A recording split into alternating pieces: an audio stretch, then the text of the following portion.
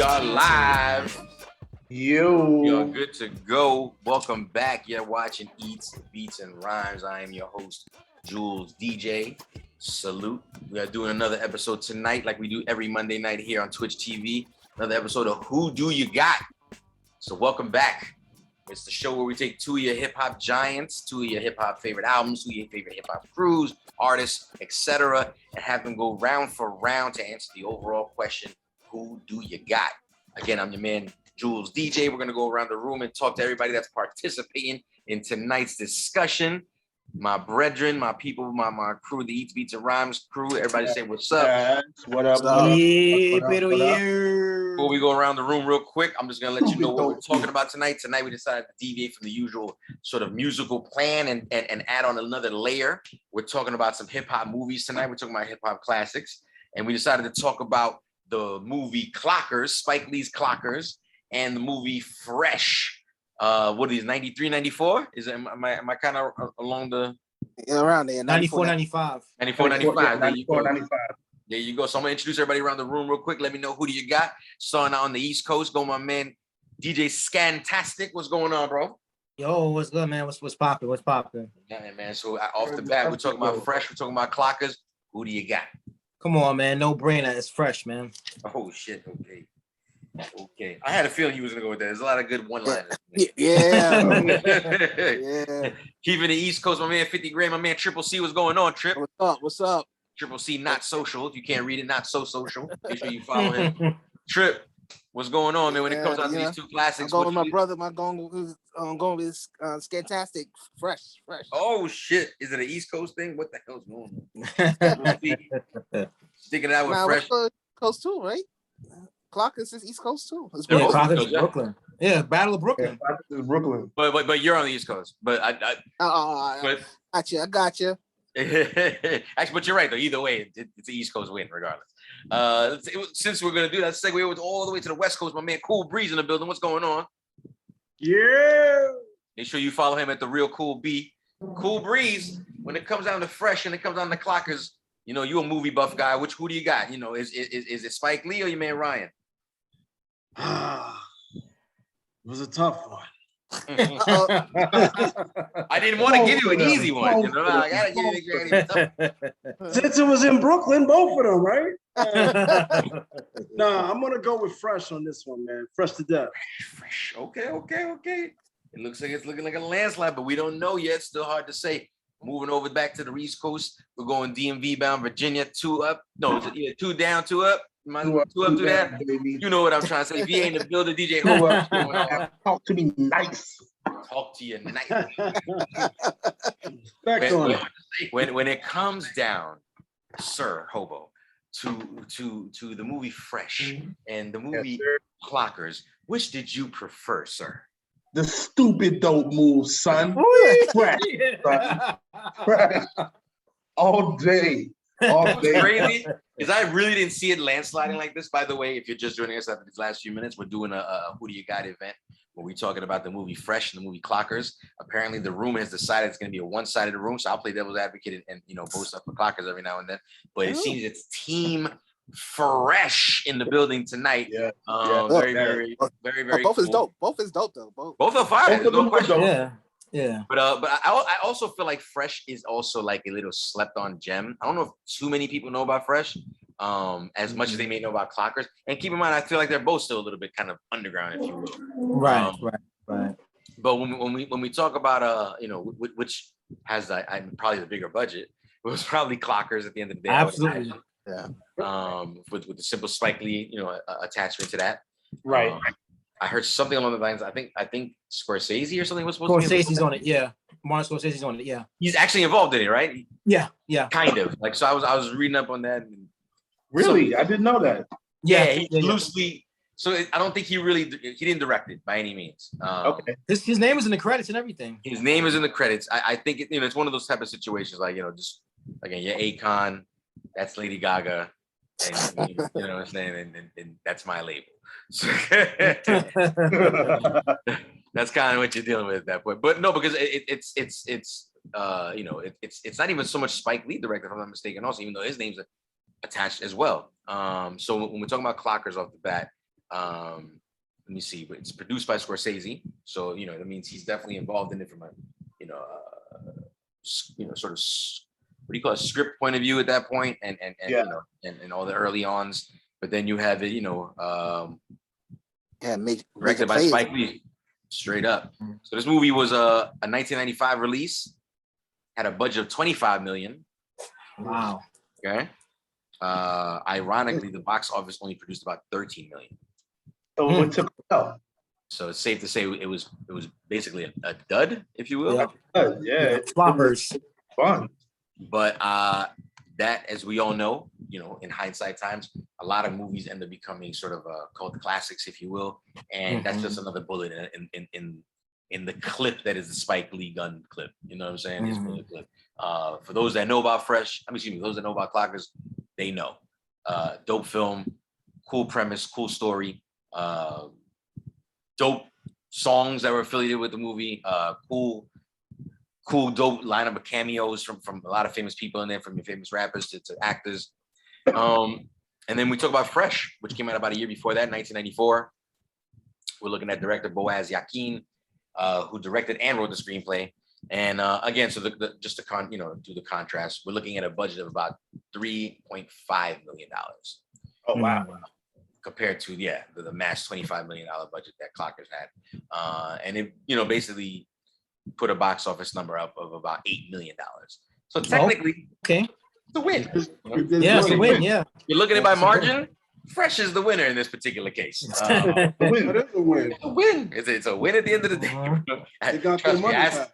As the people that invested $3 million when they got their $3 million back plus some. So that's what's going on. So shout out to people in the chat room. Like I said, we're getting ready to start. For those who just joined us for the first time tonight, welcome back to Eats, Beats, and Rhymes, another Who Do You Got episode where we're talking about the Clockers versus the movie Fresh. So let's get right down to it, fellas. We already know what the teams are. There's only one team tonight, apparently. It looks like it's Team Fresh tonight. But again, I understand why, especially with this particular room. It was a dope ass movie. Okay, if you're in the chat room, you want to leave your vote, go ahead and let us know which movie you like more.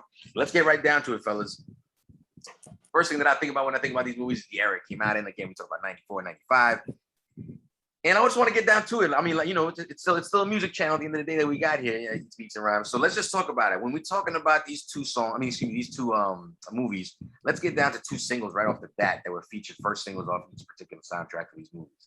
We're talking about the Jizz's I Got Your Back off the Fresh soundtrack versus the classic. I gotta put a little extra sauce on this because there's a lot of people involved in this particular record. The classic CROOKLYN Dodgers 2 DJ Premier produced song featuring Chubb Rock, OC, and J. Rue the Damager for the movie Clockers. Who had the better song? Like I said, so we're talking about CROOKLYN Dodgers Part 2. Mind you, again, we're talking about Part 2. Don't not be confused with Part 1. I was lost most of the day today, thinking that I was, special ed, Buckshot, and Anastace. And it's not. We're talking about Chubb Rock, OC, and J. Rue. Another strong lineup of Brooklyn MCs again. And then we're talking about DJ Premier on legendary beat. And then I Got Your Back, Jizza, another Brooklyn rep. RZA on the beat. I mean, it was a single even by itself before it was even attached to the soundtrack. So it was already looked at as a big mover kind of record, which this was for the second Jizza album. This wasn't on Liquid Swords. First one. Well, yeah, second one. It was on Liquid Swords. Yeah. This was on Liquid Swords? Yes. Oh, so this is the first album then? Second. Well, No.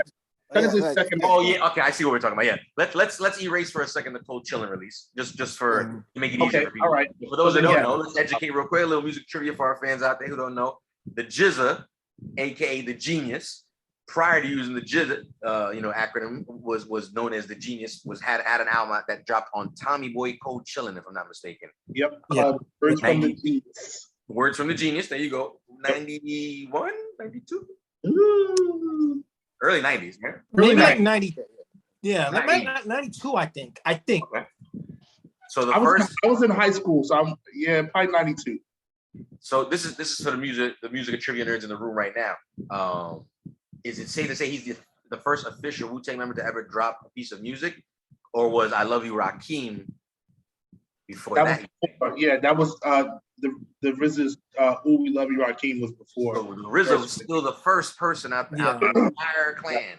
Yeah. Okay. Self-produced too. That was Tommy Boy too, I think. That was they were both on the same label. It was Tommy Boy.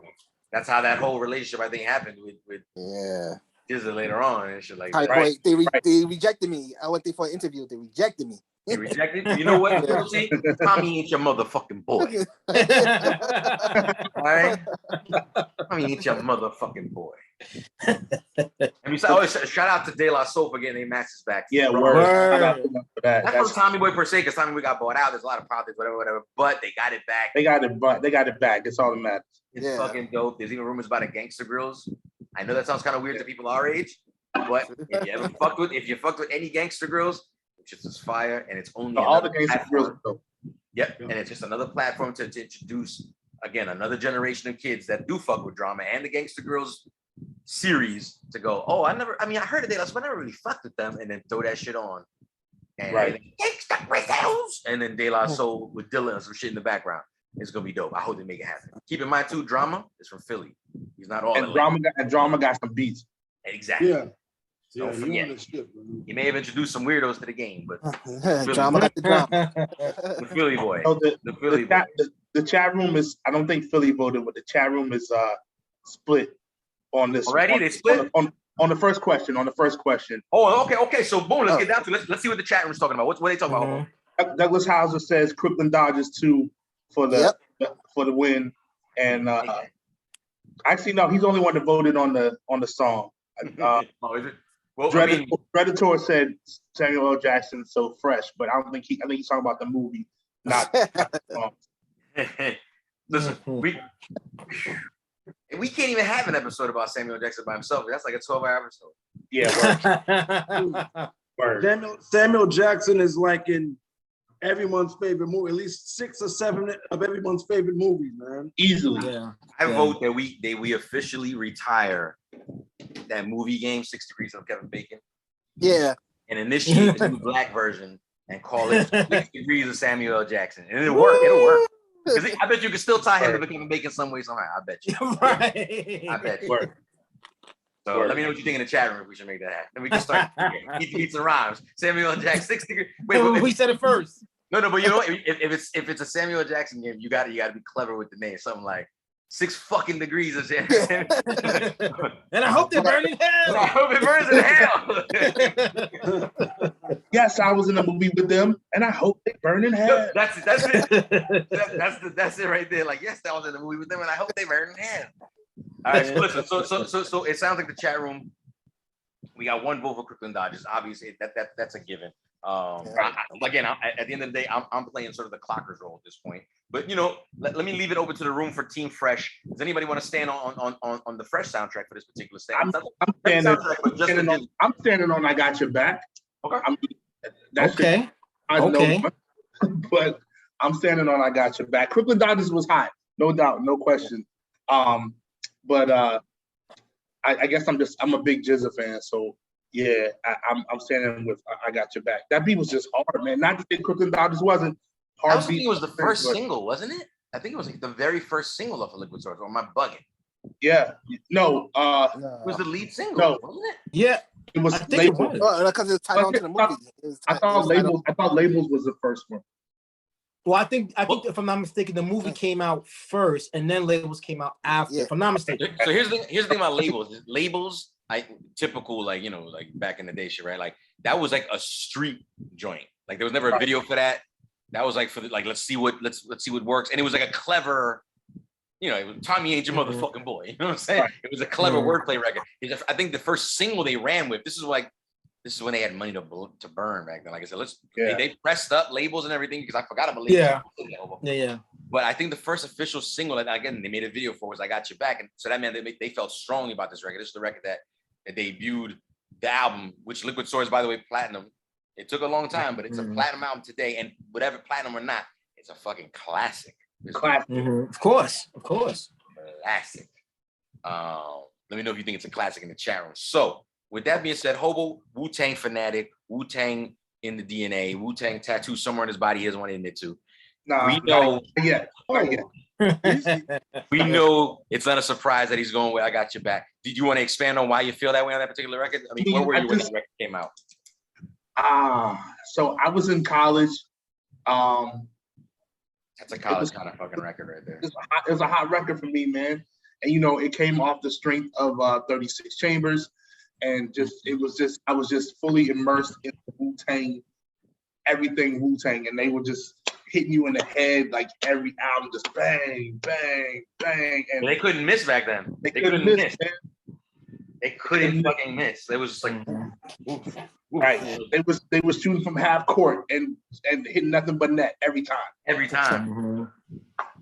I miss that kind of shit. That level of I can't wait for like whatever this crew or this artist or this the anticipation. Right. I really can't wait for my son to drop. You almost can't even knock it. You almost got to give it up to a guy like Kanye West right now, who's got people in a world of 10-second attention span. Waiting for him to drop an album. You're right. And again, I just associated it in my brain right now, but like we just seconds ago said like, damn. Now I'm not sweating Donda like that, but the world, there's a lot of the world is. So I'm almost a little jealous of them that they're like, oh, come on, yay! But just another note. A listening event does not mean the album drops the same thing. Like, no, right. He's waiting for Drake to drop his album. When Drake drops his album, Kanye will drop his album. I heard a very interesting theory. We can talk about it off camera at another time. But boom, so college time. You're in college. College, yeah. Things. Like Wordsmith, like drops this shit again. He dropped labels. I remember sweating labels when they came out. Right. I think everybody was sweating it. Shout out to Douglas House. He talking about that. He's right. It was labels got the mixtape street cred. True. Like, Master FLICKS used to burn the shit out that record. I remember a lot. And if you're in college at that time, a record like that comes out, and you're like, holy shit. Yeah. It's crazy. It's not what you expected. I mean, but again, we didn't know what to expect from wu-tang or their affiliates at that time. Right. And it was like the first solo album? What happened? This is the first solo artist. Solo release. First solo release. I want to say Method Man came before. I want to say Meth too. Ooh, I think you might be right. No, I think you might be right. I think Meth came before Jimmy. I think you might be right. Yeah. Wait, who do we know? Anybody in the chat room know? Who dropped their album first? Jizzo or Method Man? Let us know in the chat. Method Man did first. Yeah, I think you might be right. Because Method Man was on the back of Protect Your Neck when they re-released it. Right. And then I got the buzz. Yeah, it did, but okay. Well, boom. So we got Hobo's vote. We know what it is. We shouldn't have expected a Wu-Tang Warrior to fucking. I mean, let's go to the West Coast. West Coast living, West Coast breezing, cool breeze. CROOKLYN Dodgers Part 2. I got your back. The Jizza versus CROOKLYN Dodgers. Who do you got? I'm gonna go with CROOKLYN Dodgers. CROOKLYN Dodgers. Sorry, Hobo. Sorry. I'll be sending someone for your Wu-Tang card shortly. Yes. I will not open the door. Thank you. So Takal came out first, Hobo saying, right? Yes, Takal came out first. Okay. 94.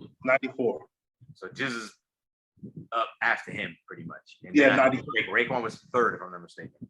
Mm-hmm. And then ODB? No, ODB came out before Raekwon. Right about that. Yep. I'm just interested in the batting lineup. Yeah, I thought Jizza was first.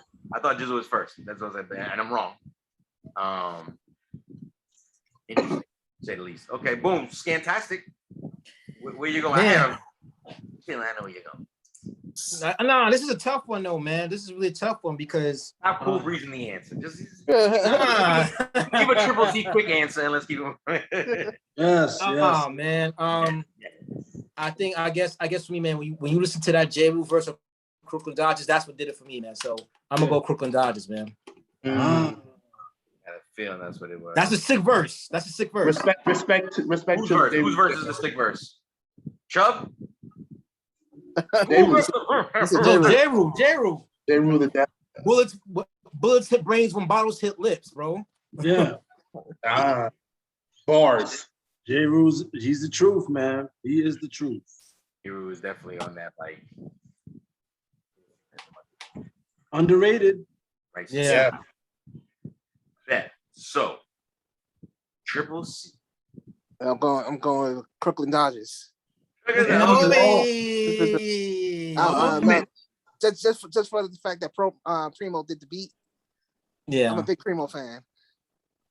I mean, who isn't? But I feel you. Again, I'm technically, like I said, devil's advocate for clockers. So, as you guys well know, even though you decided to join Team Fresh when you first started, this round, ladies and gentlemen, goes to clockers. Not the game you thought it was. Wow. Not the game you thought it was. Like Jada Kiss was saying, the fix is in. You know it's Hold up. So wait, so peep game. So Dredator 058 in the chat room brings up an interesting point though. So technically, back to you, even we even talked about it a few minutes before that, few minutes ago. Genius is the first artist to drop as an artist of Wu-Tang because words from but it wasn't Wu-Tang then though. In 91. But he's still the first member of Wu-Tang. Yeah, I mean, you would say that, but it wasn't Wu-Tang though. It wasn't Wu-Tang.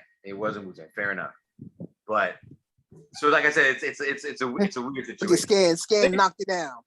Think about it. Remember, Genius had on button-down shirts and it's nothing Wu-Tang affiliated. Word. My man, you used to wear dragon button-down shirts on the app. You gotta relax. Yeah, that was the time. You have dragons on your shirt, like it was the time for Jizzle. That's what you tried. That's what it was. That's what it was. I judge wisely. That's that beat side. That's the infamous beat side. We'll get to that another day. So boom. Sorry. So this, like I said, ladies and gentlemen, this round goes to clockers. For those just joining us tonight, Eats Beats and Rhymes channel presents Who Do You Got? This week's episode takes place with two hip hop movies that we're putting up against each other. We're talking about Fresh versus the movie Clockers. Moving on to round two, fellas. Let's keep it moving. Simple question. Even Cool Breeze on the West Coast can get down with this question because he's an East Coast born at heart. It's a simple question. Even people, like I said, even if he was a West Coast representative to the core, it's a simple question I ask everybody in the room right now when we're talking about Fresh versus Clockers.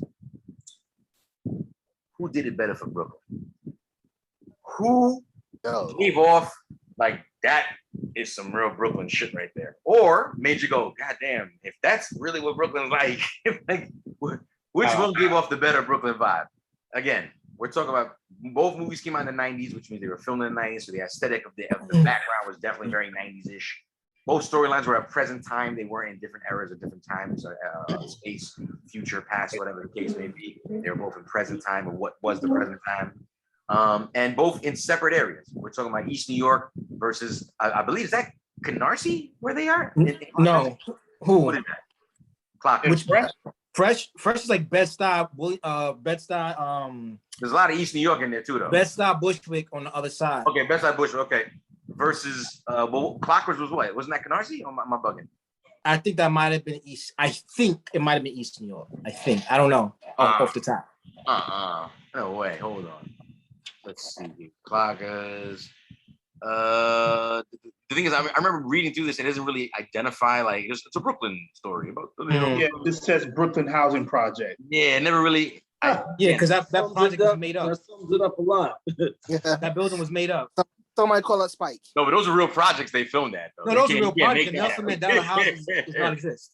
Nelson Mandela did not exist. Oh, you mean the name? Yeah, that didn't exist. Right. But again, it still represented a certain part of Brooklyn at that point. And like I said, I just wanted to sort of kind of give off the vibe of like this is, let's say, if it was right. What did you say you thought it was? East New York. I said East New York because to me, if it's not East New York, it looks Brownsville-ish. If not that, I did more Brownsville before. It's one of those two. I would have thought Brownsville. I'm just gonna ask Google. I'm gonna straight up just ask it where was Clockers filmed? Where's the Nelson Mandela houses? It was shot in Midtown. Gowanus Projects in Brooklyn. Gowanus. Okay, that's like Red Hook. Yeah. That's like Red Hook. Yeah. Yeah, I would say that. Yeah, that's right. So, and I know those houses on this. Yeah, so it's definitely sort of Red Hook. So, like I said, Gowanus, not versus East, Bushwick or anything like that. But again, both areas represented a very traditional look of what New York was looking like back then. So, I that area was built during that time. Yeah. Yeah. So I posed it to the room and anybody in the chat room for those that know the New York vibe or experiencing New York vibes through television and movies. Which one made you more nervous about if you go in that realm, I'll speak first as the person who did not grow up in New York. Fair enough. Clockers definitely made me more nervous. Like Clockers was definitely like the You felt the heat. I felt the drama. I felt like it was like, all the rap videos brought to life in the Clockers movie. As where, Fresh was a little more cinematic. It wasn't quite as gritty as Clockers, because Clockers was pretty damn gritty, man. Yeah. Clockers was. Shout out to Spike Lee again. I mean, when you think about the overall movie, it's basically a homicide thriller mystery. Yeah. Based in the hood, in the ghetto. The Yeah. project, lots of gunplay in Clockers. Lots of gunplay in Clockers. And again, that's probably nothing different than Brooklyn or Gowanus houses today. Lots of crime, lots of drugs, and probably a murder going on here and there. So you're saying Clockers off the bat? I am saying Clockers. There you go. We're gonna go with Triple C. Yeah. You're born and bred out here. So what's up? Yeah, I'm going with Clockers because Spike Lee made you feel like you was there. Like, oh, you didn't want to be there. Damn. You didn't want to be in the pissy elevator, Triple C? So you were literally going to the store and looking for 40-ounce bottles of the bomb. This is probably those ices, those long ass bodega ices. Waters. Y'all remember the bomb? Yeah. And, you know what's funny, Jules? Now that you said, I just thought about it too. Some of the scenes might have been in Coney Island too. Part of it, I think, part of it, like that Cool Breeze thing, I think was Coney Island. I mean, they could have filmed all over. Yeah, sure. So okay, so we got 2 votes for Clockers. It looks like even in the chat room, Douglas Hauser talking about Clockers because of the guns. Yeah. Before we continue, like I said, I want to say I'm playing devil's advocate. Tons of guns. I'm playing devil's advocate for Clockers tonight. But now I feel like I want to step on the Fresh side of things. Let's not forget, just because the main character of Fresh was a young man, that there wasn't a lot of violence and a lot of criminality, a lot of drugs and prostitution going on. Oh yeah, for sure. Fresh. For sure. Fresh, and we'll get into this in a little while later. Out of the 2 movies, was the more psychological fuck with you. Absolutely. It's really a lot more interesting when you look at it. Before we get into it, get the rest of the votes before we get into that. That's dope. Yeah. Thank you, Triple C, my codes. So, Cool Breeze. Yes. Where do you stand? You've been to plenty of events out in Brooklyn, I'm sure, plenty of Jubilees and Eastern Parkway, get downs, I'm sure. So, you know what's up. What's up? I mean, I would say Brooklyn back then, before Starbucks kind of took over. We are talking about a 94, 95. Gentrification. Before that gentrification hit so hard, Hobo. Man, Brooklyn was another planet, bro. It's another planet now, but back in the day, still is. It still is. but it's just been invaded, is all. It's just been invaded. It's always been its own planet, but now it's just been invaded. Right. So, I mean, but when I remember watching both movies, and I remember watching Clockers, I mean, that hood element, everybody hanging outside on stooping it on the bench. That's like you're going to visit somebody up in the projects or your boy or some chick you're dealing with, you got to walk past that bench, man. And that bench might have like at least 30 dudes chilling on the bench. It could be 3 dudes. That's still 1 too many. That's still 3 too many. No, but what Breeze brings up is a very good point. If you were a New York City kid, and that's just from the housing perspective, right? You just talking about project. If you were just dealing with another neighborhood, period, trying to go see a shorty you talking to or dating, and you had to walk into her building, you didn't have to be a project to have a bunch of dudes from the building hanging out in front of it, being like, "Who the fuck are you?" Yeah. What floor you going to, money? What floor you going to? Who you know? New York is a fight. I remember the quick story, man. I remember as our boy, we all know. I don't think Hobo knows Bless. Oh, shout out to Bless. I just spoke about him. I remember he went to go check somebody that he knew up in pink houses out in Brooklyn. Yep. And they had a dude. I don't know if they were like just back in the day. So I don't know what the situation, the scenario was. But you went up to the door or whatever, and they were like, "Yo, who you here to see?" Oh shit. We'll buzz you in.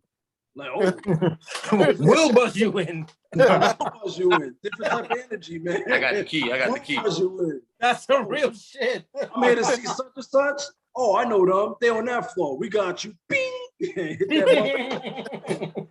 It was like that. It's so important to Brooklyn, man. Yeah. I don't know what it is about lobby fees for it's like as if they go per family you get 2.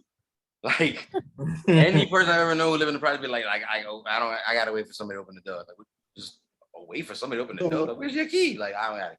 Listen, man, I don't want to get like. But I'm gonna say they must be really scarce for the key, or they charge for those fucking keys because they don't. Not everybody that lives in them fucking buildings has their own fucking key. That's why dudes are always outside waiting for someone to open the fucking door. Yeah. And they live there. And they live there. That extra energy, man. So that extra energy. The extra kind Edison.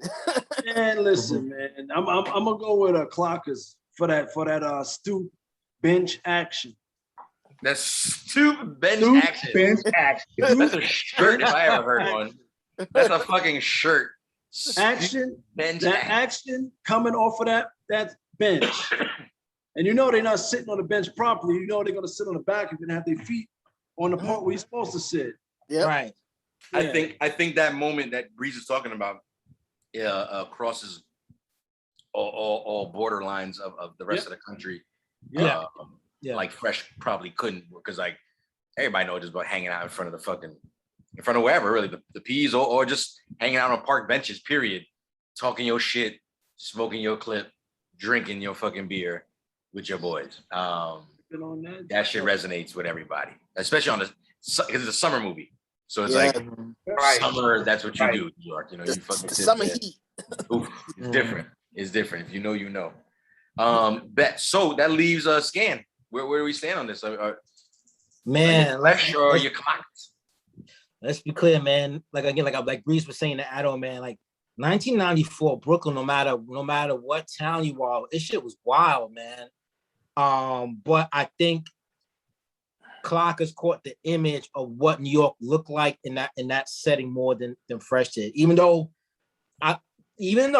in Fresh, that area, which I showed you earlier, what it is now, because I ain't lived too far from there a couple years ago, Bed-Stuy is still wild as hell. You know what I mean? Bed-Stuy is still crazy. But I think Clockers gives you, when people think of New York and New York projects, they think of Clockers. So I'm going to vote for Clockers. Clockers. Okay. Malcontent in the chat room said, but the basketball court shooting and the dog hanging in Fresh, though. That was crazy. I mean, I was going to bring it up. Thank you. Who brought that up? That was crazy. And Malcontent in the chat. I was going to play devil's advocate again, because it looks like this round completely, once again, goes to Clockers. Heads up, guys. Just saying, Team Fresh. Another round to Clockers. It's true. That scene. Yeah. There was a lot of drug dealing scenes, like that dude out there with the court, like just talking that shit and letting off like your son. Yeah. Let's And I mean, he did hang the dog, bro. That was crazy. Yeah. I mean, Peter would have had a field day. I'm sure they probably still did. They probably did. Did, but now they did. Peter would have been afraid. Peter was. It's Brooklyn. Peter's like, nah, that's Brooklyn. We good. This is Brooklyn. So safe to say, like I said, that was round 2, ladies and gentlemen. For who did it better for Brooklyn? In other words, who made Brooklyn a little more scary or more believable, if you will. But this round again, landslide goes to Clockers. So if there was a team Clockers, they'd be on the board right now. Right. But Clockers again, round 2. So keeping this moving again, if you're just joining us, Eats, Beats, and Rhymes is the crew. Who do you got is the name of the show. We're taking Spike Lee's Clockers versus Ryan Ozick. If I said his name correctly, I probably did not. I apologize. Movie Fresh. We're talking about 90s movies, hip hop movies that we grew up on. Moving on to round number 3. I want to talk about it. We started talking about some of the characters in the movie. Let's explore the movie a little bit. So, in this third round, we're gonna get into a specific question, but let's talk about the characters a little bit. So when we're talking about movies like Clockers, again, the spotlight, the spotlight before it even goes to any of the main characters or main actors, it goes to the director because there's nobody bigger in that movie than Spike Lee.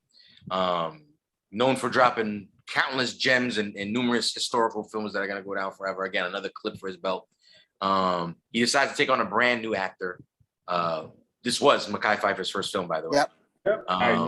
Takes on a brand new actor, believes in him, I guess, right? Takes in a possibility for a new kid. And we've seen Mekhi Phifer do his thing, right? So like he was right. And again, so his character, in this movie is a street level drug dealer.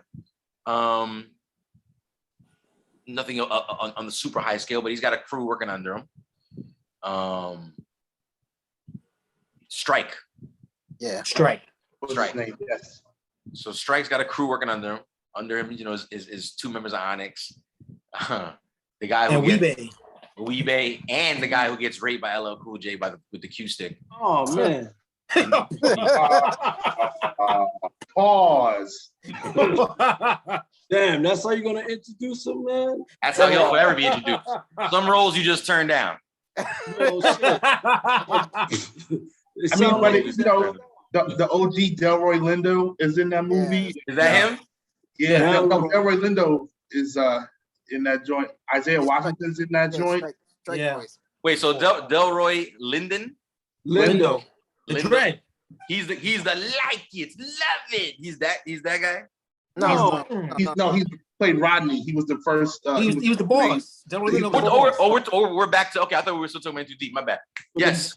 So you're absolutely right. Delroy Lindo was a genius actor. Again, played his fucking super nice guy. Yeah. But I'm a fucking degenerate at the same time. Openly. Everybody knows what he's about. It's not a secret.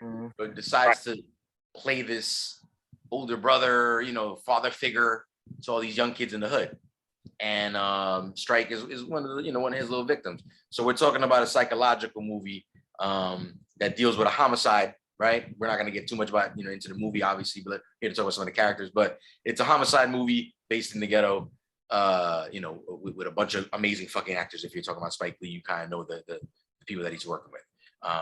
So just real quick, Harvey Keitel, John Turturro, Delroy Lindo, again, Isaiah Washington, I forgot that you mentioned him. Keith David, Pee Wee Love, and again, Mekhi Phifer's first time actor. So all these characters, they kind of stood out to us. And the main guys that stand out to us obviously are Striker and Rodney, who is Delroy Lindo's character, right? Right. These are the 2 main, and of course the antagonist, which is Harvey Keitel.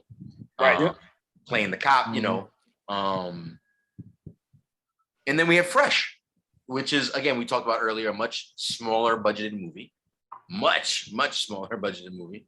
Again, we're talking about 25 million versus 3 million, and you have again another first-time actor. I believe. I don't know. I'm kind of just saying that, but only because I don't think I saw him in anything before that? Nah, after he was in the woods. Afterward, yes. You know, again, so we're talking about again another first-time actor by by the name of Sean Nelson, who went on to again do bigger things. Again, you're right about him too. And you know, went on to do a bunch of things like, you know, The Corner and again The Wood, which is fucking hysterical. I love that movie. Yeah. But again, so we're talking about a movie with a much smaller scale budget. But again, backdrop sort of the same situation. You're in Brooklyn, and this movie is not so much about a homicide as much as it is about and there's death, there's homicides in the movie. But that's not the plot point to say. I liked the psychological take on this movie, especially on the main character. About chess moves. Dr. Giancarlo, he was in that joy too. Who was that? Giancarlo Esposito. Oh yeah, we're gonna get to him for sure. Again, early on in his career again, but dropping nothing but like. I didn't know much about him back then. I was young, and I was like, this Spanish dude be killing it. Like, and he's not Spanish. And he's Italian. Spanish. Yeah, he's Italian. Talented brother, man. Talented. His little brother is in most of his movies too, which is he's in, I can't remember. Damn, you've seen he's in the movie. He always plays a cop at the time. I think, is he the cop that no, he's not that cop. Anyway, he plays a cop most of the time, his brother. He looks nothing like him. It's weird. He looks like a little white. Crazy. Long story short, we're talking again about a smaller budgeted movie, but a character based on a young kid living in the hood, growing up without his parents. I believe they explore that in the film. Again, check it out. It's a great movie. Grows up with family that's you know, extended family, and just kind of hustling, getting by Brooklyn style back in the 90s, getting his little hustle on, trying to save up money. He has a savings. It exists in a coffee can underneath the train tracks, but he has a savings. Just to give you the mindset on the kind of kid that he is. And they kind of give you the reference that he's sort of smarter than your average 12-year-old, I believe he is. Yeah, something like that. Yeah, so they explore that by kind of going the chess route, and then you get to find out that you know, his father is a chess hustler, and he sits down with his father every few days, you know, on the park, and they play chess. Gems. Getting gems from Triple C. Would you like to expand a little bit? Because you actually sent me a clip on some of this kind of stuff. It was kind of cool. Can you name like some of the gems, for example, that his father was dropping on? Which when we mention gems, we mean like little bits of nuggets, which are basically little just cool pieces of knowledge that can reference to help you in life. He's dropping it on his son, like a nugget. Shout out Scan for coming up with that. Yeah, I don't remember like offhand. I don't know offhand, but I remember when he told him to go back 3 moves, take back the 3 moves. He did because he was in you know, peeping the game right. So right, he basically brought he was. Yeah, he brought a lot of chess philosophy to real life. Right. The irony of his father being what I don't think they ever confirm it. I mean, maybe they do. I just don't remember. His father's basically he looked like a fucking drunk, like a junkie. Yeah. He never said dad. He never said the right. He never called him dad. No. Oh, what do you call him? By his name? You call him by his name? Yeah. I don't know if he ever referenced him as anything. No, he did. That was the director tried to imply that was his pops, but they didn't mention it. Yeah. It wasn't outright. Yeah, it wasn't outright. It was a plot. Yeah. Yeah, because in my research today, it basically says he was the father of both him and his older sister. Yeah. So that he was their father. But again, the irony of it being again let's call him someone who's inebriated most of the time, because I don't know if it was drugs or alcohol. He looked homeless to me. Could be wrong about that too. But you know, getting these life lessons dropped on him by a man who's his father, who's not around, and is, you know, all around kind of looking fucked up to the overall world, and decides to take advice from him in moving through life critically, sort of like a chess game. Stumbles upon a situation in the movie. Again, go watch it. It's a great movie. Where he's got to move like a chess player, and that involves making sacrifices, you know, moving things around that shouldn't be moved around, and eventually sort of, you know, taking down the king and queen. of the opposite, opposition. Mm-hmm. It's a very, very interesting movie to look at again, because seeing how this 12-year-old is maneuvering around all these, mid-level and high-level and street-level drug dealers in this film gives you a real understanding about what Brooklyn was like at that time. There was basically what they were showing us 3 different kind of drug dealers at the time. You got your street guy, you got your I don't give a shit guy, and your entrepreneur.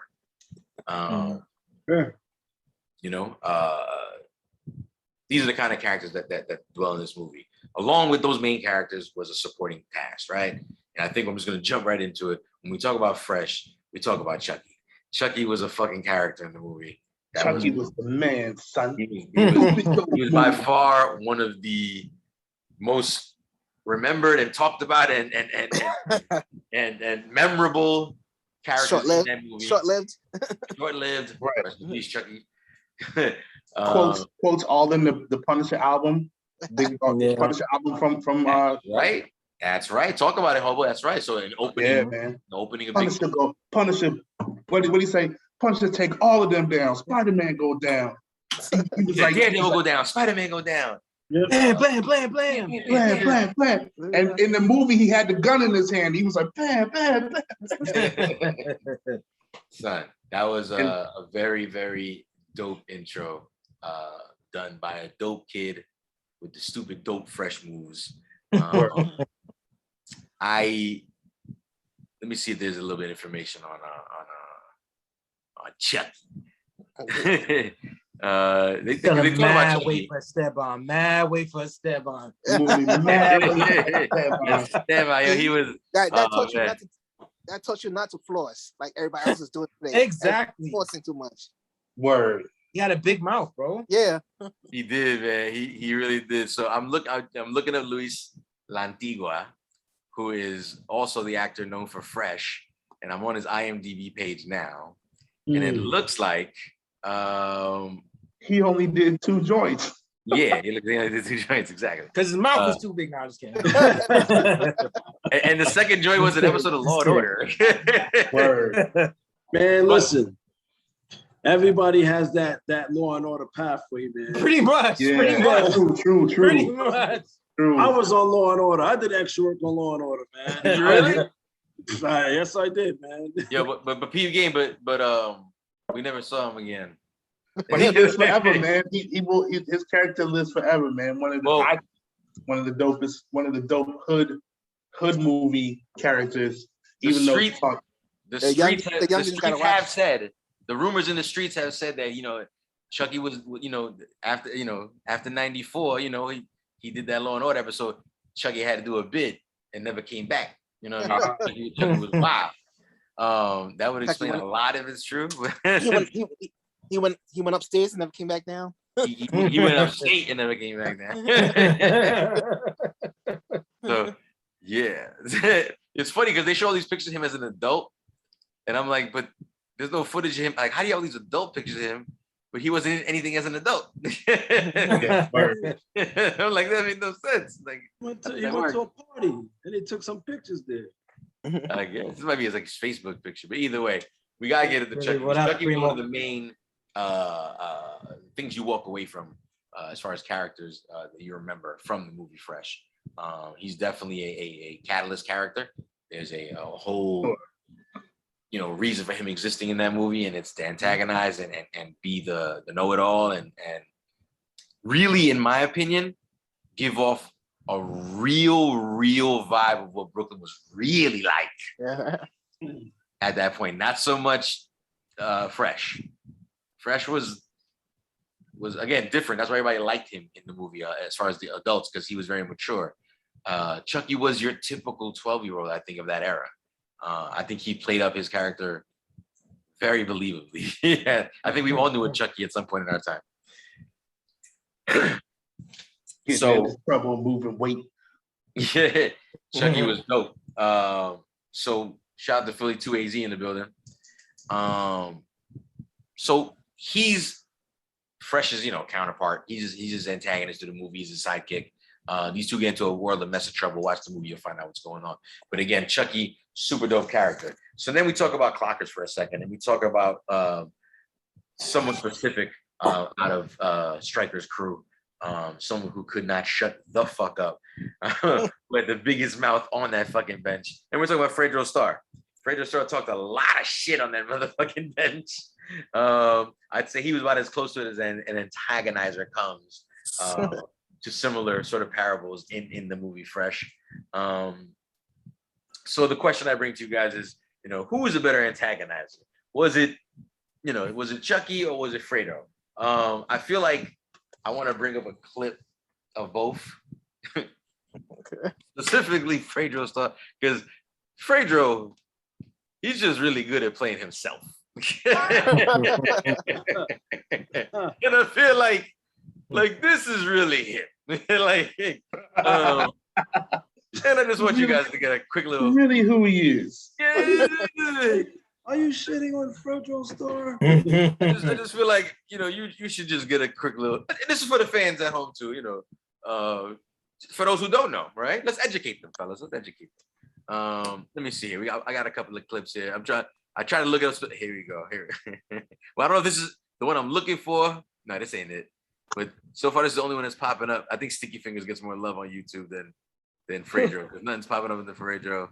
Hold on, here goes. I think it's in Spanish, but we'll have to deal with it.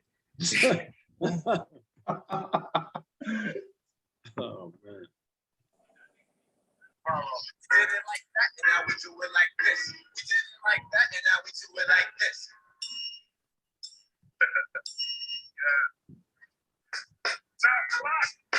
Who got the cocaine? Don't tell me it's the little kids on the boat train. The metaphors is my phrase on my door. Oh, I got got to other places, not the tender places. Journalists. That nigga Chucky. Here we go. Yo, Chucky. What? Get the fuck out of here. That nigga Chuck D is ass out and Arrested Development. You know what I'm saying? He just shit on Arrested Development. He said Chuck D is assed out and them niggas Arrested Development. They gave him a shot. Stan, man, you gotta be on nowadays. First of all, I know the niggas ain't smacking bitches up. They definitely taking them. Niggas don't be shooting shit up. Niggas ain't never been in jail for murder. I fucked them niggas hard. Yo, man, do what you gonna do, man. I ain't buying no shit that ain't hard, man. Straight up, man. You ain't got shit to buy the hard. I don't know, man. And then we gotta take it back to Fresh real quick. Motherfucking Chucky. That shit popped up immediately. I didn't have to do that. Fresh movie. I was getting ready. I wrote the letter C. This shit said Chucky. And I think that says it all. Chucky's the man, son. I mean, Hobo. The shit that needed said Fresh movie. Chucky dead. Chucky died. My bad. Chucky died. I'm like, oh shit. Yo, this might be some of the best shit talking you ever gonna hear in your life. Hold on.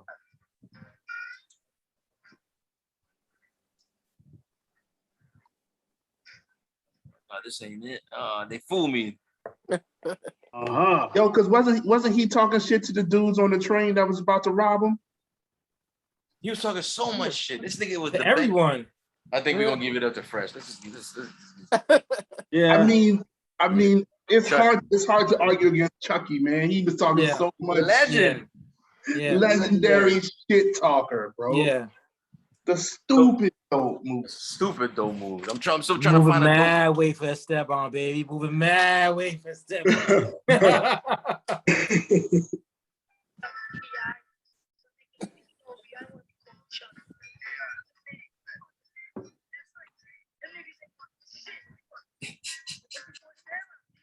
You remind me too much of 6ix9ine. I don't know, man. Oh wow! Look a lot like 6ix9ine. Like word. Damn, 6ix9ine's in 2021. Chucky, bro. The nigga got on a fishing vest right now as I'm looking at him right now. Ain't robbing shit. I remember having a fishing vest too. I don't know why we were wearing fishing vests, but I'm sure like Q-Tip has something to do with it. I'm sure. But he's wearing a fishing vest. Boom. So we gave that up to Chucky. There was no reason to keep like anybody in the chat feeling different. Let us know. we'll gladly fucking go over that together and discuss why the fuck you're wrong. I dare you. So keeping it moving. We talked about something like about this a little earlier. But like the life gems, the gems that the movies were dropping, and the subliminal sort of lessons they were trying to teach at both times. In both movies, we're talking about two different age gentlemen, right? One being 12, one being actually I don't know if they say how old Stryker is, but you got to figure he's late between 18 and 21 at least. Yeah. Do they say? Let me see if they say real quick. No, they don't say. Street Level Rodney, one of the fuckers. I still think he's probably like a teenager, maybe like 18, 19. You think that's too young? No, between 18 and 21. Okay, there you go. Yeah, 18 and 21. There you go. That's a good spread. So but there's still young black men trying to come up in America, in New York City, at a time when drugs are rampant. They're both drug dealers at the end of the day, to a certain degree, right? I mean, you know what I'm saying. Because the irony is Fresh is on the streets selling, and so is Mekhi Phifer's character Stryker, but Stryker never touches the stuff. Right. You got a team. Smart. Right. Lessons, right? There's a lot of lessons being taught in that movie. Again, from the irony kind of standpoint. You got Rodney, who we talked about earlier, who is played by Delroy Lindo, who plays the local drug lord, right? And I feel like his approach to trying to always teach and school these young kids was to be like, keep your eye on the prize, get the money, and be straight up, the version of what we all know the street code to be, and follow those rules and everything be fine. And he enforces those rules as we see throughout the movie, but not your typical like do what the fuck I say or else. You dropped it as like sort of life lessons. I believe there's one scene in the movie. He's got the entire young crew of drug dealers with him, and I think what does he do? Trip. He has everybody put their hands in, and he's like, and it just so happens they're doing it over like a poker table or something like that. And he's like, "What do you guys see?" And they're like, "You see black, you see black." And he's like, "No, you see green. You're supposed to see the green. Like fuck the color. Like don't worry about black or white or polka dot. And she's like green." And for what it's worth, I know it sounds kind of heartless. I think at the end of the day, like just it's all about money, but that's the American way. He ain't doing nothing to teach them again another life lesson. This is the country and the world we live in, and you don't follow that philosophy, you will get ran over. Especially when there's nothing to look forward to coming from the world they're portraying where they come from, right? And then you got Fresh, who nobody's really giving them those lessons, but is giving another style of lessons. Pops, junkie Pops, giving them life lessons on how to, sort of move around like a chess game, right? He ends up having to do that like we talked about. But with Pops dropping lessons on him, Trip, you remember any of those lessons by any chance? Nah. Not a single one. Okay. Well, I mean, one real quick was that he basically said you got to know how to use the people on your board and basically know how to set them up. So sometimes you got to be able to use this man, and they may become a casualty in the game, but you did it to get to a bigger chess piece in the match. Oh, somebody was paying attention. No, but again, these are all things that Fresh ends up doing throughout the actual. Yeah. He again takes these lessons. Yeah, he set everybody up. And he set everybody up. He set everybody up. That was crazy. That was crazy. To protect, this all started from him wanting to protect his queen, right? His sister. Right. She was getting beat up and she's strung out and she's Yeah. getting fucked by this You guy. got her back blown out, baby. Come on. Damn. What was it? Boucher, right? Yeah. Boucher, right. Yeah. Yes. A beautiful fucking woman. Woo. That's why she's getting her back blown out. That's That's exactly why. Even as a dope queen, mama. Yeah, even as a Look at that queen, mama.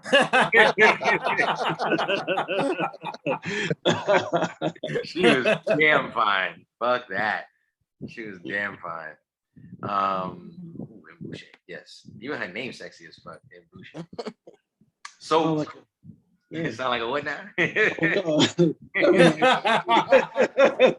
It's like a nice, sweet perfume or something. Ranger. Ange. So, you know, he moves through the rest of the movie like a chessboard, coughing people up like Chucky, you know, like his former boss. Damn. That guy's name. What was it? It doesn't matter. Sweaty boy on the streets who shot his girl. His queen. That was crazy. Yeah, word. That was crazy. You know what I'm saying? He wasn't standing for that shit. You know what I'm saying? So we're looking at a kid with morals, but again, he's a drug dealer. That movie is like one of the most like the irony in that movie is so ill to me. It's so seesawish that it's like that's a lot of pressure on a kid. Too much. Yeah, that's he was hot behind that too. He was real mad about that. He was hot behind that. And I think even that breakdown at the end, the cry, is a simple testament to like I'm a 12-year-old kid. I'm a 12-year-old kid. And you don't even know what the fuck I saw last night. Like, because it's like, yeah, you gotta, you know, and he's dropping gems on him too at that same point. But he's like, you know, getting the board ready and he's not even looking screaming on him because he was late. He was screaming. That's what it was. What's been on time? You ain't on time. Actually, that's bringing back. My bad.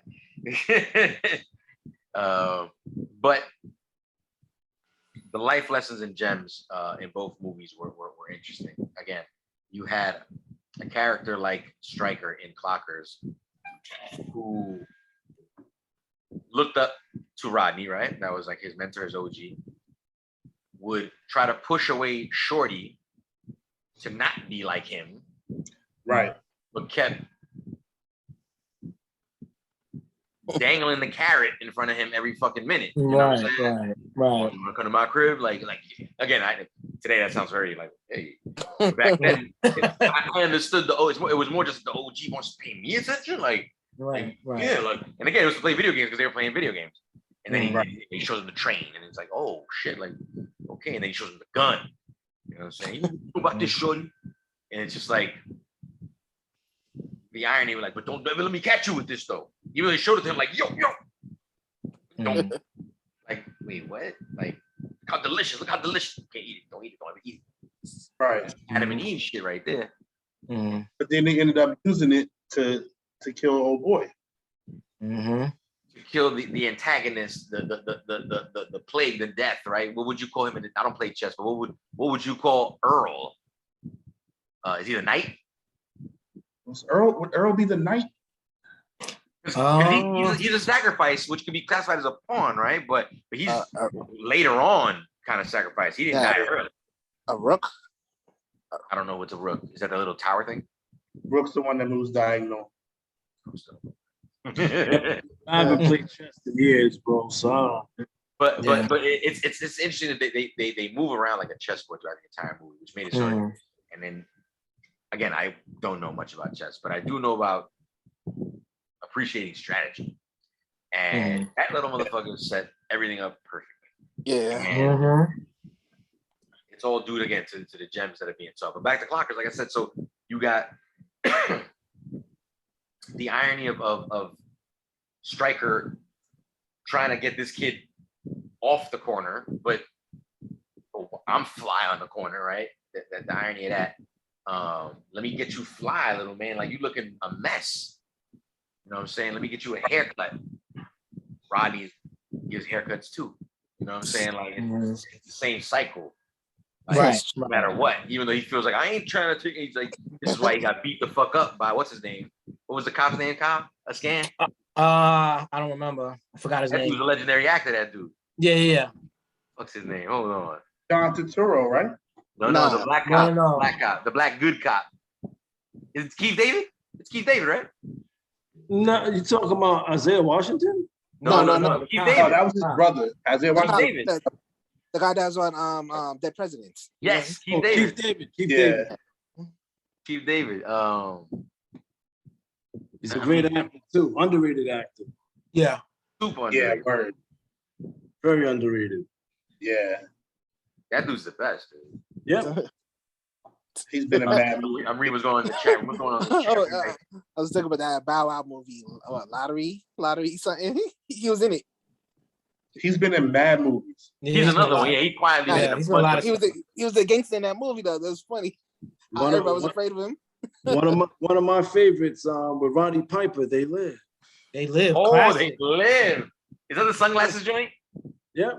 Yep. That's when I was first introduced to Keith David back then. Well, I couldn't tell you it was the first joint. Wow. But he's a second place runner up for like.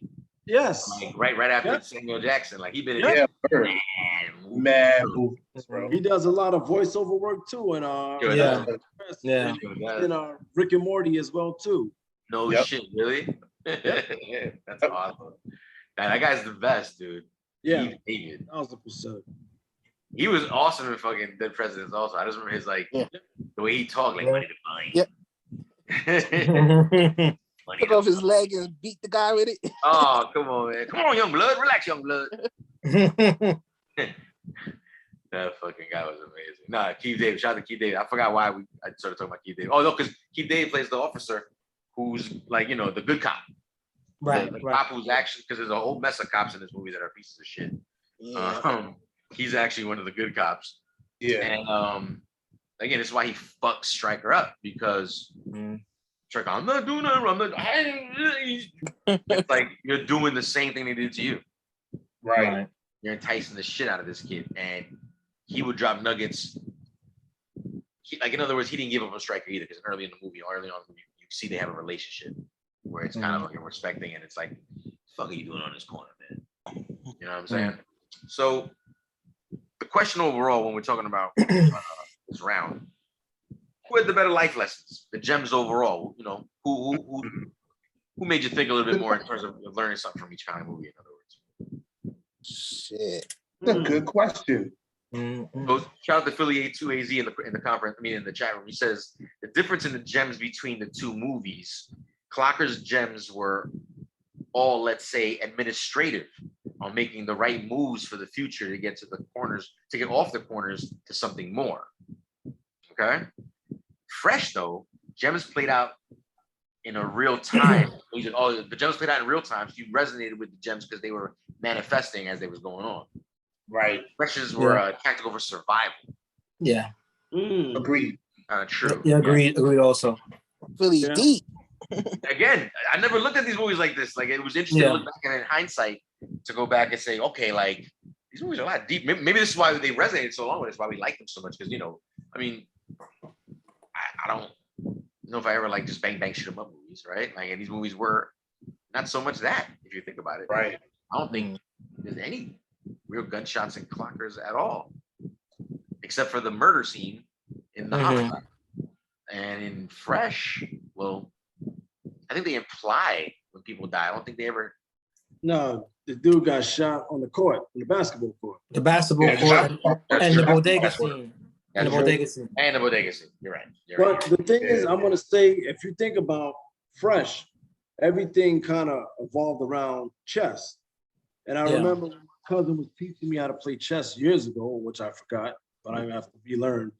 He said, basically, if you know how to play chess, you know how to move through life. Because chess is just pretty much like life. Yeah, so that's. Yeah, and RZA say that too. They all into that. RZA, Jizza. But look at their careers. Yeah. So if you think about it, if you look at it as a whole, this was a young man that was getting schooled by his dad, but he used that game of chess to maneuver through life to get ahead and to get what he wanted out of certain situations. Right. He used the cards that he was dealt and made a move based off what he had. Yep. Right. Yeah, because he's a cousin living in an auntie house with like 7 kids or some crazy shit like that. I thought it was 11. Oof, is that 11? 2 at the foot, 2 at the head. I didn't like to see Johnny beat the bed. Always beating the bed. Johnny beat the bed. Oh man, John, man, get him a diaper. Those are expensive, Breeze. And no damn money for a diaper. The baby need diapers. John 12. They didn't like his cousins didn't like him either. Yeah, because he was fucking up for them. Yeah. He walked in, they were like, I mean, he was witness to like 2 murders, bro. they were like, this is my cousin who's into all types of shit. Right. You know what I'm saying? This is my cousin who just witnessed 2 murders. Police was looking for him yesterday. Okay. How 12?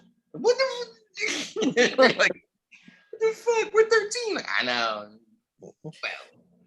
Yeah, I mean, I agree, man. I mean, overall, I think in agreement with Breeze and Philly that Fresh had the better overall message that you can kind of see and apply in real time. Where Clock is definitely, hey, you know, stay off the corner to prevent this, to do this and change this, you know. But I think real time you can kind of see up. I think Fresh was a little bit more personable. You know what I mean? So just to be clear, so you're saying Fresh or are you saying Clockers? Fresh for me, because it felt more personable, to be honest. Okay. And Hobo, so when you were saying that earlier, no, sorry, it was Breeze. When you were saying that earlier, so who are you leaving your vote for? I'm sorry. What was the question now? Say it. It's about the gems, the life gems. Like I would say both had great gems, but I can't pick both of them. But I'm gonna go with Fresh. Right. Because the thing is that if you look at anybody can learn how to play chess, and anyone can learn how to apply that to what they're trying to do in their life. Because it's just more of a thinking. It's a game, but it's more than a game. It's more of a thinking tool in order for you to advance. No, so he straight up did that. I would say Fresh. Word. Yo, and just to add real quick, just remember in the movie too, he said we talked about it earlier, but the father said, "Nah, take those last 3 moves back."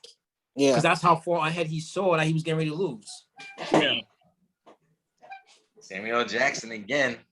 Yeah. Oh, I'm going with Fresh because there's even lessons with the drug dealers. He's expecting lessons, giving him lessons too. So can you talk about one? Because I definitely remember there was. I don't know offhand. Like Esteban definitely gave a conversation that was kind of interesting at one point in the movie to Fresh. I remember when he visited his. Yeah, I just don't know the deep. I don't remember. I don't remember it either, but I remember being like, because like I said, this is me still thinking that Esteban at this point is like really a Spanish dude in my life, right? And being like, yeah, he's mad believable, like you know what I'm saying, like he's super like Dominican out or something, you know what I'm saying? But he was dropping some nuggets on him too. Yeah, he was getting nuggets from everywhere, even from the other dealer. I forgot his name. Dang, he had a weird name. What was his name? Who? There was another drug dealer that he was doing. So one guy sold heroin, the other guy sold speed. Yeah. Right. The other guy that sold speed. I can't remember his name, but he was dropping gems on too, because he was the one that I think he would bring. He was originally selling that shit in school for him. He would come see him first, and he'd be like, Fresh, you know, this, that, the other. He goes getting little nuggets, but and he was just like, whatever. But if you play him back, which I don't remember now because I've been smoking, they were pretty fucking interesting. So that leaves Hobo. You're going with Fresh, I assume, as well? Yeah, I'm going with Fresh, man. I play chess a little bit, so I definitely appreciate the chess references and how he if you know, and again, as I think we all do, encourage people to go watch the movie if you haven't already. I mean, we're not. It's no spoilers here. I mean, if you ever see it, it's like over 20 fucking years old. It's not my fault you haven't seen it. But like, I'm just not, you know, gonna give it all away. But if you have to give something away, go right there.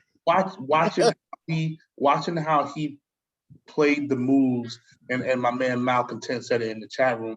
He was protecting his queen, which was his sister. She was protecting her, and that's the object of chess, is to protect your queen and not let her get taken. So he made all those moves and ended up winning the game. Mm-hmm. I want to post something back to you, just because it's interesting that we're figuring out this chess angle, right? When Fresh isn't starting the movie out, you know, he's hustling, he's doing all these things, he's doing. So is it safe to say, maybe metaphorically, he's already playing his own game of chess, and when Homeboy comes out on the court and shoots Shorty, and she dies, his queen dies, that game's over. Yes, his girl, right? So he lost that game. And then he got to start a new game. So you're saying he started over? After he started over. His queen down. It's another match, is what you're saying. And what triggers the new match is him seeing his sister. He sees his sister because in the movie he sees it and he's like, bitch, like you mad fucked up in here. And he's like, and that's so dope for this nigga that's fucking you and pimping you and this and that. And then you sleep with the low level, like which makes no sense to us. She sleeps with the low level nigga. That's a good one. I think that's when this game is like, all right, like most chess games, like here we it's go. On. And like how it starts. So at some point in the movie that probably happens. And I just thought about that right now because there's two queens in the movie. There's his sister, who we see him defending, like you're talking about. He's got a defender. Right. Then I'm like, but they shot his shorty. That's shorty. Right. The reference for his queen, you know what I'm saying? Like, yo, and I played it this way, it didn't work. She I think she said she eventually gives him the like I like you too shit. What did she do? Did she kiss him or something? What did she do? She left him a note. What's the reference in the movie when he's like, he just likes her and then she's kind of like, yeah, like I like you too shit. And he's like, I don't remember. I gotta watch it again. But I think there was something where he squeezed her ass and ran. Oh no, that's the wrong movie. That's the word. Can't say that is Me Too movement era. Yeah, word. Can't do that. You better turn off that Pornhub. Shout out to Philly 2AZ. He says Fresh is in his top 5. And he won't vote. I can see that. Fresh is a dope movie, man. Yeah. It's such a slept-on joint. Huh? I don't know if everybody really knows about it. I think people may even know about it, even from like the era, like let's say our era, be like, yeah, but they didn't like watch it. Like, yeah, I know that movie. Yo, Joe, I'm gonna tell you something. I think if anything with like a $3 million budget, that's an independent project, man. Oh yeah. So it's an independent. It's more of an independent movie. Absolutely. I think for sure. People knew about it, so it made its numbers. But I think if it had a bigger budget behind it, it would have been bigger than what it would have been. But if you look at it on the flip side, sometimes when you have a bigger budget, it can kind of take away from the story, depending. Right. I think you're literally, I don't know if you're doing it by accident. That's literally what happened on both movies. Clocker's big budget, low sales. Right. Fresh, low budget, technically, big sales. But then again, that could be marketing. That could be whoever's behind it. It's all marketing, man. Oh yeah. Right. Look, at the end of the day, thank God we don't fucking judge every single movie by box office numbers. Right. Fresh is definitely in my. Fresh is it's not my top 5. It's in my top 10 though. Yes, for sure. I agree. I love top that 10, movie, like hip hop, like 90s kind of urban movies. Absolutely. I mean, like my top 10 like all time movies. Like okay. But if you're gonna say like hip hop movies, definitely in my top 5. Top 5. Oh shit. Okay. Well, definitely in my top. I mean, yeah, top 5 for sure. What about Dolomite? Right after Crush Groove. Nah. It's all about Dolomite, kid. But is Dolomite a hip hop movie though? Hey, but he had that hip hop rap. This is true. You know what though? You know what? It's almost like the example we talked about earlier. But it wasn't wu-tang. But it wasn't wu-tang. wasn't Wu-Tang. Hip hop wasn't alive yet, so it wasn't hip hop yet. It was hip hop, but it wasn't hip hop yet. So the Jizza came first, but it wasn't Wu-Tang yet. You know what I'm saying? You talking about hood favorites or hip hop? So that's different. Why you gotta throw the word hood in there? We use the word hood. Fuck. Gotta be something negative. No, but that's the chess move I'm playing. Say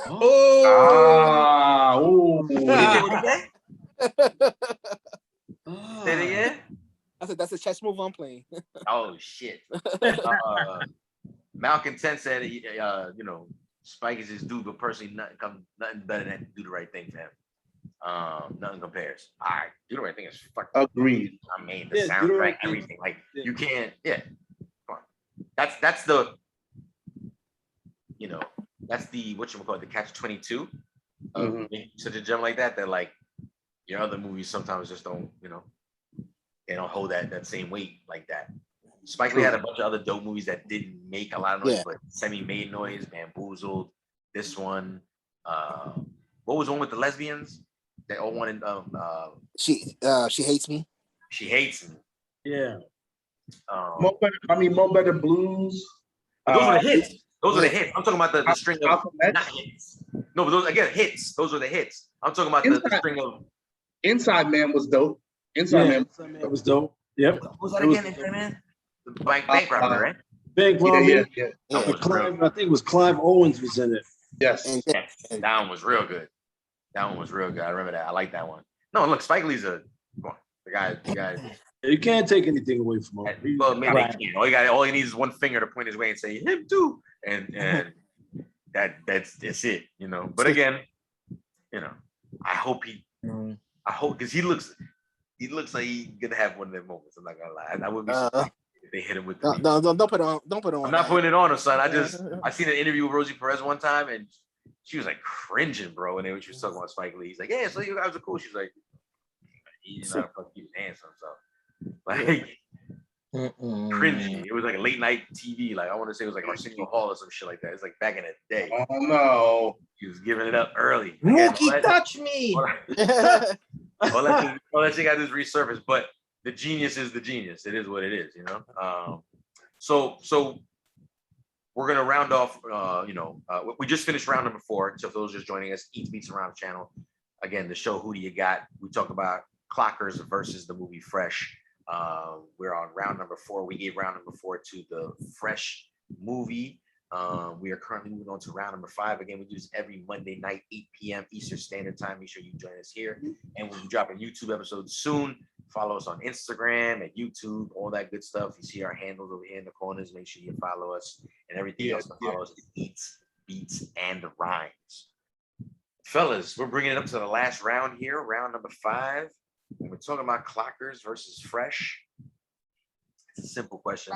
We talked about the area earlier. We talked about some of the actors earlier. We talked about some of the music earlier. And we talked about some of the lessons earlier. Long story short, both movies seem very believable. Which was more believable?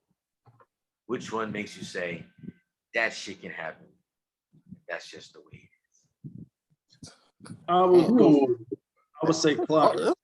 I'm about to say both of them. Both of them can happen. Both of them can happen. Triple C. That's the whole point. But again, look, kids growing up without parents and some sort of sort of parental guidance at that. This kid's parental guidance at Fresh was a bunch of drug dealers. I would say Clockers, man. A junkie older sister and a junkie dad. I would say Clockers, man. Clockers. You going with Clockers? Hold on. So let's put down Breeze's vote right here. Breeze is talking about Clockers. Anybody else? But then again, Clockers, well. Repeat the question one more time. So, which movie's more believable at the end of the day? You know what I mean? We're talking about a kid. Okay, so each one has similarities to what can be a reality, and of course the ill twist of like, well, yeah, but that's not every day that happens. Of course, like it's not every day that a guy gets accused of fucking killing somebody, right? In Clockers, and a white cop going, no, that guy's too good, can't be him. Let's find the real killer. That doesn't happen every day. Okay. Right. But what does happen in Clockers every day is the reality of kids being in the game and then kind of not wanting to be in the game. Right. And then you got the movie like Fresh, where it's a similar sort of situation. He's not really sort of at tug of war to go over drugs at this point of like, I don't want to do that. He's more of a like, this world of drugs includes fucking up my family and my sister and my friend and my girlfriend and my dog and like my friend Chucky. Like, this is what this game is bringing to me, and I have a problem with it, and I'm about to do something about it. So again, a little long-winded, that part of it, like I said, kind of maybe unbelievable, but a kid dealing with those kind of things in the ghetto, not that unbelievable.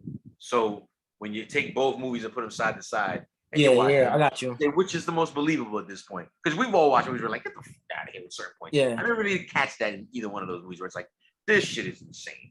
Just turn around, he's right there. Like, it's not one of those kind of movies. Like, I'm gonna vote for Fresh, bro. I'm gonna vote for Fresh because I think if you kind of strip it down and filter it and just kind of apply each thing by itself, where the drug dealing, the neighborhoods, the shootout on the basketball court, it's like, nah, I can kind of see a lot.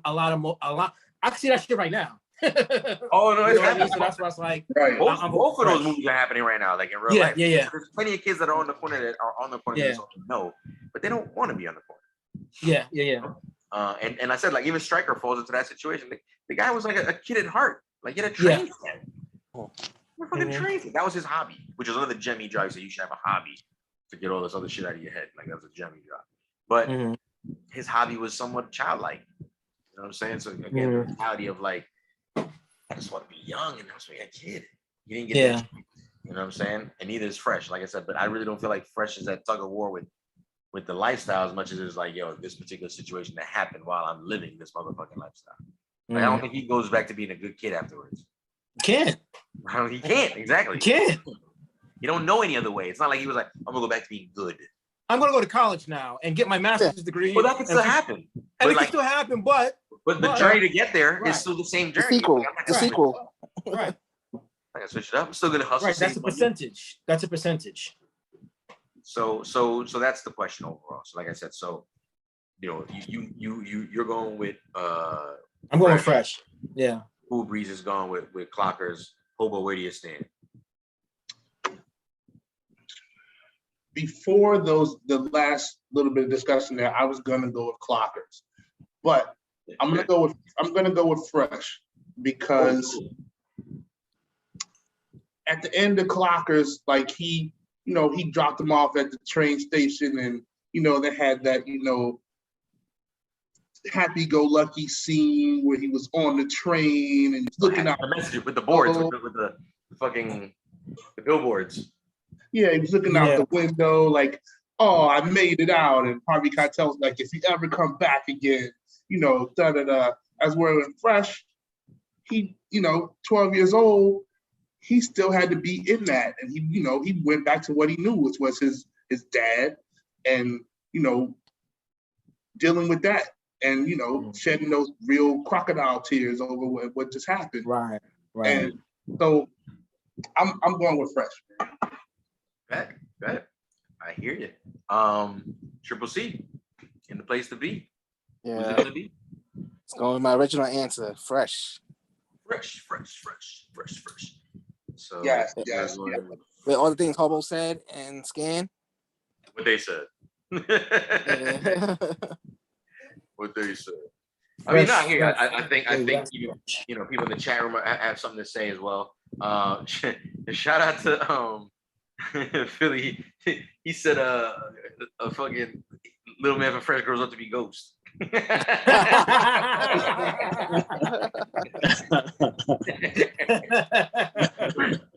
He said shout out that he goes to be Ghost. And Malcontent chimed in saying Fresh was just way more intense and grabs you more, in his opinion. Yeah, so it looks like, well, okay, so you guys in the chat room say that, but does that mean you're going with for example, Malcontent? Are you going with Fresh? Is that your vote? And Philly, are you going with Philly said Clockers. Who said Clockers? Philly said Clockers. Damn, so it breaks down again. So it's interesting. Like I said, it's a very kind of split situation, but we have come to the end of tonight's event. Again, we do this every Monday night, 8 p.m. Eastern Standard Time. We got the show, Eats, Beats, and Rhymes is the channel. I'm your host, Jules DJ. Make sure you follow all of us. You see our handles in the corner. Shout out to everybody that's in the chat room for always chiming in and giving us your opinions. The shits are funny and they're much appreciated. So shout out to everybody in there. Word. I just did the tally because round 5 went to Fresh, as we all know. And when it comes down to another episode of Who Do You Got, when we talk about the movie Fresh versus the movie Clockers, the overall winner by a slim margin is the movie Fresh. Hey! It was predicted early on, but it was close. It was close. It was close. Real quick, how come nobody mentioned the scene how Fresh smacked the crackhead, bro? Yeah, I was gonna mention about it. I was gonna mention that. Yeah, I forgot that. He said, "Bah!" Like, oh shit. What does he say? The other, there's one guy who wants to fuck with him with the money. Isn't there someone who wants to fuck? Or is that the crackhead that fucks him with the money? What do you mean? There's someone who questions something like, "I gave you something," and he's like, "No, you didn't." I remember that the pregnant chick. She's pregnant. Yeah. Yo. I forgot about that. He said something funny to her, and her homeboy was laughing on the stoop. Yeah. He said, "Ha!" He did like one big laugh. Yo, and one more mention too is like your man Sticky Fingers kicked fresh when he was down. I mean, not fresh. He kicked Strike when he was down. When he found out he was snitching. They all did them. They all did them. Yeah, they jumped on him. Even the love it guy. He was talking mad shit to him when he was getting beat up too. He's like, "Oh, right." shit." Right. What was that shit he was drinking? The Atomic Moo? What was that shit called? Chocolate Moo. Chocolate Moo. What was that? Chocolate milk? It was you, dairy, bro. Drinking all that dairy or something. Messing up his inner lining. Pause. Your man was all fucked up drinking that shit. They even had your little man Shorty, like I said, walking around some overalls and no shirt on, just like Striker, drinking that bullshit on the bench with a new haircut. Talking about your man Keith David again.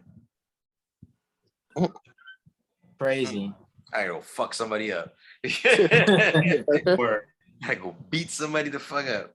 So that's what it is, fellas. It looks like, again, we come to another wrap, another episode. Eats, Beats, and Rhymes presents Who Do You Got? Thanks so much for joining us again. Everybody in the chat room, Dreadator058, Malcolm 10, Philly 2AZ. What up, Primo? Anybody else I missed, shout out to you guys. Thanks for always participating. Shout out to my man Marcus, Dreadator. What up? Yeah, what up, everybody. What up? For real. Dreadator, everybody. Again, we do this every Monday night. Please join us for another episode next week. Are there any verses or anything like that coming up? I don't know, man. I don't think so. I don't think so. That we need to be ready for. How about any DJ battles or anything like that? Because like we want to start, getting ready for all these little hot things that are coming down the line. You know what I'm saying? And talk about things. We got to talk about it. You know what I mean? So if anybody out there knows about any sort of events we should cover that you think we're not covering, let us know. We'll see if we can follow up on these things. And Tekashi 6ix9ine versus Young Ma. Let's do it. Ooh. Battle of the bars. Oh man. There's a lot of testosterone in that battle. A lot of testosterone. Oh man. So yeah, guys, we'll do this again next Monday. We'll let everybody know by this weekend. All the fans, thank you so much for following us. Yes, appreciate y'all. Yes. All our supporters, we appreciate y'all. Fuck that fan shit. All our supporters, we appreciate y'all. And we'll be in touch next Monday, 8 o'clock, 8 p.m. Eastern Standard Time. To all my brethren in the room, thank you so much. Talk to y'all soon, man. Peace. Peace. Peace.